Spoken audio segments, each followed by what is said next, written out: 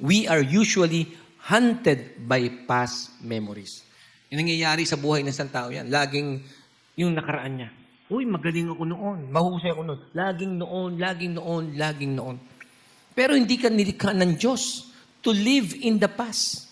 However, God created us to move forward and experience a wonderful future He has prepared for us. Naniniwala po ba kayo na may magandang future tayo sa Panginoon? Yes. Bakit ka mo? Siyempre, ang Diyos ang may hawak ng buong sanlibutan. Kapag ikaw ay nasa kamay ng Diyos, hindi ka niya pababayaan. Ang sabi niya sa Jeremiah 29 verse 11, I have a plan for you. Plan not to harm you, but to prosper you. And to give you what? A future.